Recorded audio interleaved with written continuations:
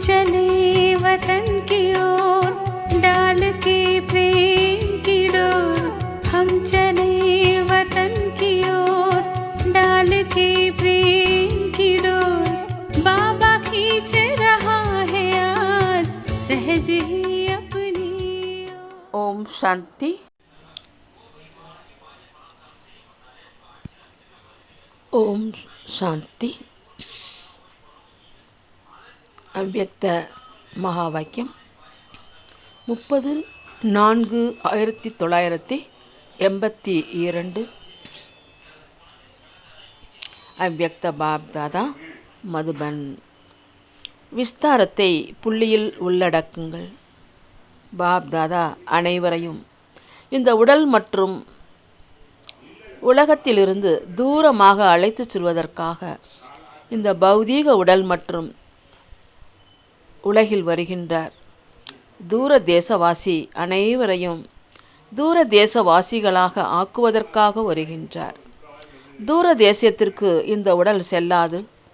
தூய்மையான ஆத்மா தந்தையின் கூடவே தன்னுடைய தேசத்திற்கு செல்லும். அப்படியானால் செல்வதற்காக தயாராகிவிட்டீர்களா? அல்லது மூட்டை கட்டுவதற்கு இன்னும் மிச்சம் ஏதாவது இருக்கிறதா? எப்பொழுது ஒரு இடத்திலிருந்து இன்னொரு இடத்துக்கு செல்கிறீர்கள் என்றால் விஸ்தாரமாக இருக்கும் பல பொருட்களை ஒன்றாக சேர்த்து கட்டி இடம் மாறி செல்கிறீர்கள். அந்த மாறி தூரதேசம் மற்றும் தன்னுடைய இனிமையான இல்லத்திற்கு செல்வதற்காக என்ன தயாராக வேண்டும்? அனைத்து விஸ்தாரத்தை புள்ளியில் உள்ளடக்க வேண்டியதாக இருக்கும். அந்த அளவு உள்ளடக்கும் சக்தி, சுருக்கப்படுத்தும் சக்தியை தாரணை செய்து விட்டீர்களா?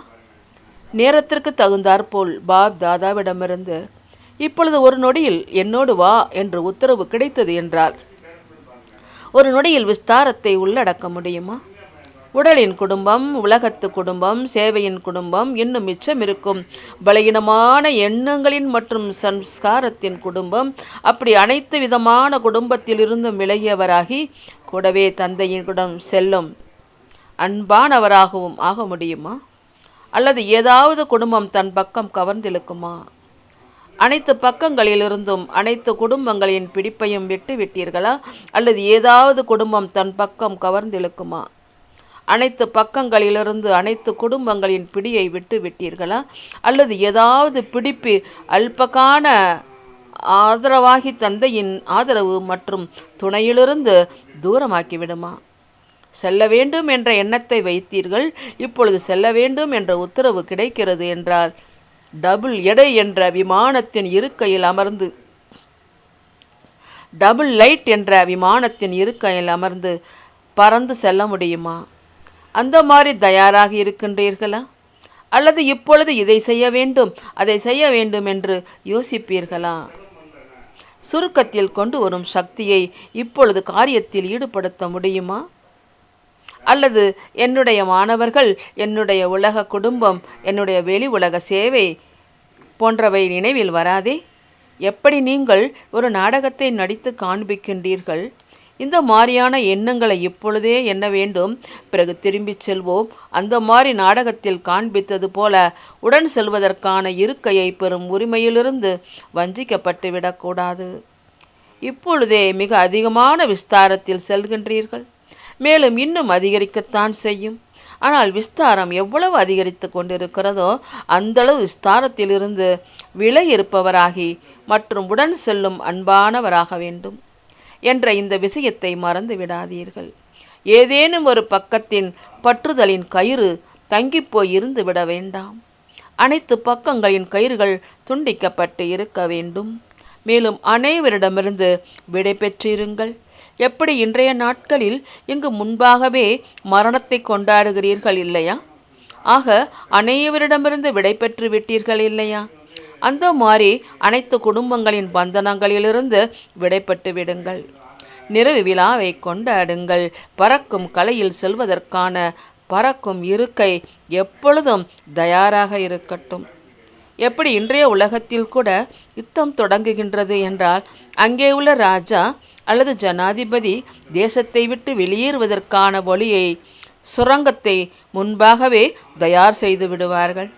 அந்த நேரம் இதை தயார் செய்யுங்கள் என்ற உத்தரவு இடுவதற்கான நேரம் மற்றும் வாய்ப்பு வசதி இருக்காது. யுத்தம் என்ற சமிக்ஞை கிடைத்த உடனேயே ஓடிவிடுவார்கள். இல்லை என்றால் என்னவாகிவிடும்? ராஜா மற்றும் ஜனாதிபதிக்கு பதிலாக சிறைப்பறவையாகி விடுவார்கள். இன்றைய நாட்களின் பொறுப்பில்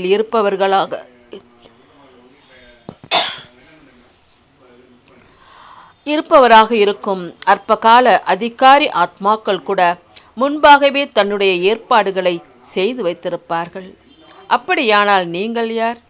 இந்த சங்கம யுகத்தின் கதாநாயகன் பாத்திரத்தை ஏற்று நடித்து வரும் விசேஷ ஆத்மாக்கள். எனவே உங்கள் அனைவருக்கும் கூட முன்பாகவே ஏற்பாடுகள் செய்திருக்க வேண்டும் இல்லையா? அல்லது அந்த கடைசி நேரம் செய்வீர்களா? ஒரு நொடிக்கான வாய்ப்புத்தான் கிடைக்கும். பிறகு என்ன செய்வீர்கள்? யோசிப்பதற்கும் நேரம் கிடைக்காது. செய்யவா அல்லது வேண்டாமா, இதை செய்யவா அதை செய்யவா என்று யோசிப்பவர்கள் உடன் வருபவர்களுக்கு பதிலாக ஊர்வலத்தில் வருபவர்கள் ஆகிவிடுவார்கள். எனவே இறுதி வாகன நிலை, அதாவது கர்ம பந்தனத்திலிருந்து விடுபட்ட கர்மாதீத்த நிலை, அந்த மாதிரி கர்மாதீத்த நிலையின் வாகனம், அதாவது இறுதி வாகனம். அந்த வாகனம் மூலமாக ஒரு நொடியில் பறந்து செல்வீர்கள். வாகனம் தயாராக இருக்கிறதா அல்லது நேரத்தை எண்ணிக்கொண்டிருக்கிறீர்களா? இப்போது இது நடக்க வேண்டும், அது நடக்க வேண்டும், அதற்கு பிறகு ஆகும் என்று அப்படி யோசிக்கவில்லையே. அனைத்து ஏற்பாடுகளையும் செய்யுங்கள். சேவையின் சாதனங்களையும் உபயோகிங்கள். புது புது திட்டங்களை உருவாக்குங்கள். அதற்கு ஒன்றும் தடையில்லை. ஆனால் பக்கங்களில் கயிற்றை கட்டிவிட்டு விடாதீர்கள். குடும்பத்திற்குள் வந்தவுடன் தாமரை மலராக வேண்டும் என்பதை மறந்து விடாதீர்கள். திரும்பச் செல்வதற்கு தயாராக வேண்டும் என்பதை மறந்து விடாதீர்கள்.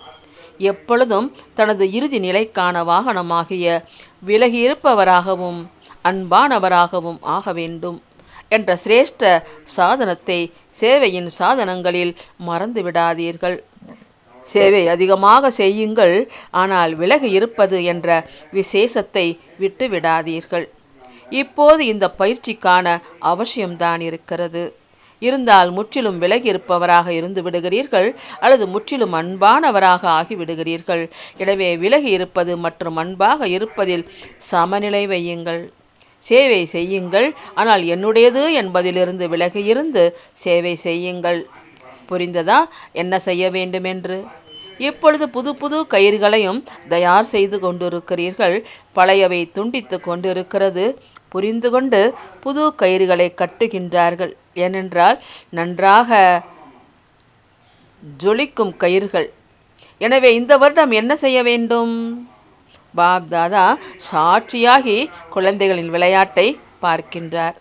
கயிறுகளை கட்டும் பந்தயம் கூட ஒருவர் இன்னொருவரை விட முன்னுக்கு சென்று கொண்டிருக்கிறார்கள். எனவே விஸ்தாரத்தில் சென்றாலும் எப்பொழுதும் சாரஸ்வரூபத்தில் இருங்கள். தற்சமயம் சேவையின் ரிசல்ட்டில் முடிவில் எண்ணிக்கை மிக நன்றாக இருக்கிறது.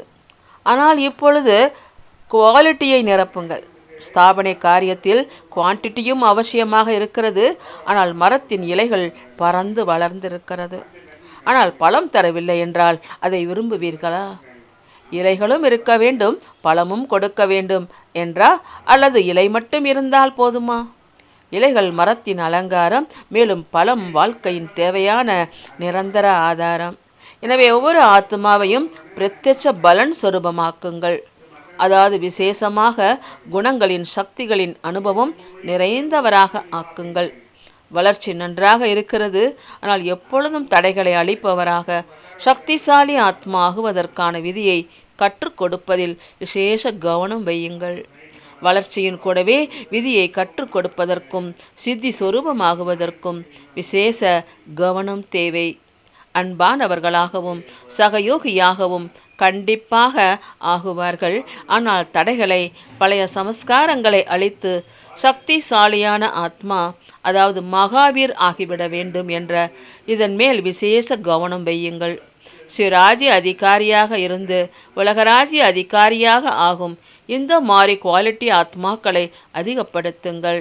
சேவாதாரியாக அதிகமாக ஆகியிருக்கிறீர்கள். ஆனால் அனைத்து சக்திகளும் நிரம்பிய சம்பன்ன ஆத்மாக்களை மேடையில் கொண்டு வாருங்கள். இந்த வருடம் ஒவ்வொரு ஆத்மாவிற்காகவும் விசேஷமாக அனுபவி மூர்த்தியாக, விசேஷமாக அனுபவங்களின் சுரங்கமாகி அனுபவி மூர்த்திகளாக ஆக்குவதற்கான மகாதானம் செய்யுங்கள். அதன் மூலம் ஒவ்வொரு ஆத்மாவும் அனுபவத்தின் ஆதாரத்தில் அங்கதனுக்கு சமமாகிவிட வேண்டும். இந்த மார்க்கத்தில் சென்று கொண்டிருக்கிறோம், முயற்சி செய்து கொண்டிருக்கிறோம், கேட்டுக்கொண்டிருக்கிறோம், சொல்லி கொண்டிருக்கிறோம் என்று அப்படி அல்ல. ஆனால் அனுபவங்களின் பொக்கிஷத்தை அடைந்துவிட்டோம் என்று பாபாவின் பாடலை பாடி குஷியின் ஊஞ்சல் ஆடிக்கொண்டே இருக்க வேண்டும். இந்த வருடம் சேவையின் உற்சவங்களின் கூடவே பறக்கும் கலையின் உற்சாகம் அதிகரித்து கொண்டே இருக்கட்டும். சேவையின் உற்சவத்தின் கூடவே உற்சாகம் அழியாததாக இருக்கட்டும். அந்த மாதிரி உற்சவத்தை கொண்டாடுங்கள். புரிந்ததா? எப்பொழுதும் பறக்கும் கலையின் உற்சாகத்தில் இருக்க வேண்டும். மேலும் அனைவரின் உற்சாகத்தையும் அதிகரிக்க வேண்டும்.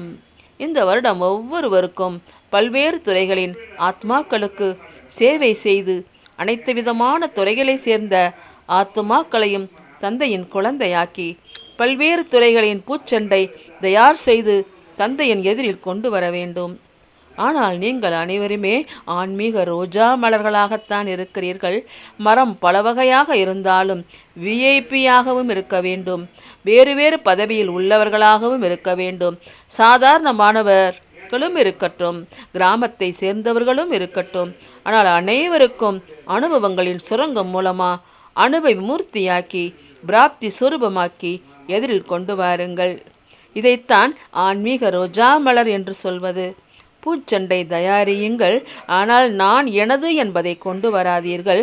என்னுடைய பூச்செண்டை அனைத்தையும் விட மிக மிக நல்லது என்று நினைப்பவர் ஆன்மீக ரோஜா மலராக ஆக முடியாது. நான் எனது என்பது வந்துவிட்டது என்றால் பூச்செண்டு வாடிவிட்டது. எனவே இவர்கள் பாபாவின் குழந்தைகள், என்னுடையவர்கள் என்பதை மறந்து விடுங்கள். ஒருவேளை என்னுடையவர்கள் என்று ஆக்கினீர்கள் என்றால் அந்த ஆத்மாக்களையும் எல்லைக்கு அப்பாற்பட்ட அதிகாரத்திலிருந்து தூரமாக்கி விடுவீர்கள். ஆத்மா எவ்வளவுதான் மகானாக இருந்தாலும் அனைத்தும் நிறைந்தவர் அல்ல. கடல் என்று கூற மாட்டோம். எனவே எந்த ஒரு ஆத்மாவையும் எல்லைக்கு அப்பாற்பட்ட ஆஸ்தியிலிருந்து வஞ்சிக்க வைத்து விடக்கூடாது. இல்லையென்றால் அதே ஆத்மாக்கள் வரும் நாட்களில் இவர்களை என்னுடைய குழந்தையாக ஆக்குபவர்களிடம் என்னை ஏன் வஞ்சிக்கப்பட்டவராக ஆக்கினீர்கள் என்று புகார் கூறுவார்கள். तुम बच्चों को तो सर्विस करनी है, जो बाबा कहते हैं सबको ये बताओ कि देखो तुम्हारा एम एंड ऑब्जेक्ट ये है, एक गीता है बगैर, ये राजयोग है ना बच्चे। कैसे है राजयोग? बिल्कुल सहज है कि बाप को याद करो तो ये वैसा मिलेगा तुमको। ओम शांति।